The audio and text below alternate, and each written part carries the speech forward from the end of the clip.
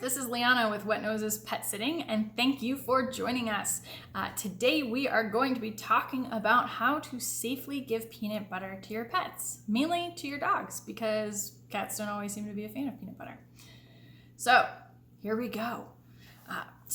Peanut butter is beloved by most dogs. I actually recently met the first dog ever that I've ever met that did not like peanut butter. So that was kind of an interesting experience. But, we put it in things like Kongs, we put it in dog treats, homemade dog treats especially. We like to give it just as plain peanut butter. It's good and fun. And most people don't think about it. But there are two main safety concerns with giving peanut butter to your dogs. And we are going to cover those today. So safety concern number one. If you are feeding peanut butter and it's a different brand than you have fed before, double check the ingredient list to make sure that it doesn't have xylitol in it. And xylitol is an ingredient most commonly known for being in gum and being toxic. It's what makes the gum sticky and elastic, rubbery. So a few years ago, up until recently, there was never any xylitol in peanut butter. But a few years ago, I believe as a cost-saving measure, they eliminated some ingredients in some brands of peanut butter and put xylitol in instead, which is toxic to dogs. Now, again, you don't see this in your major brands. You're not going to see this in I'm not even going to name brands. You should just check them. But you're not going to see it in most of your big brands, but you might see it in some of your store brands and other less expensive brands, which tend to be what people buy when you're feeding it to your dog. So always just check it the first time you buy a new brand, just to make sure that there's nothing in it that is concerning. Safety concern number two. Don't give too much peanut butter to your dog. And I know that sounds ridiculous because we're talking about how to give your peanut butter to your dog right now.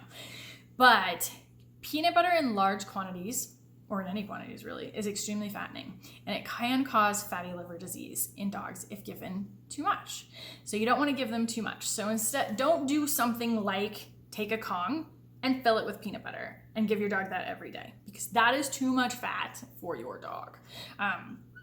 They cannot process that volume of fat, so don't do that. Instead, just coat the inner rim of the edge of the Kong, or stuff it with something like dog food and then use the peanut butter to seal it in, or put a little bit of peanut butter in with the dog food and then stuff it in there. If you want other ideas for what to put in your Kong besides peanut butter, we have a great blog on that, and I will put a link in the notes so you can take a look there, because I am a huge fan of using Kongs for pretty much everything. Love them. They're amazing. And if you don't know what a Kong is, also check out that link, because that will be good for you, enlightening. So those are the two main things. And if you are not using peanut butter with your dog, I highly recommend it. Most dogs really like it. It's a really great treat. You can, again, put it in homemade dog treats, of which I will also put a link to. We have a ton of recipes for homemade dog treats. And it's a very common ingredient as long as you're using it safely and well.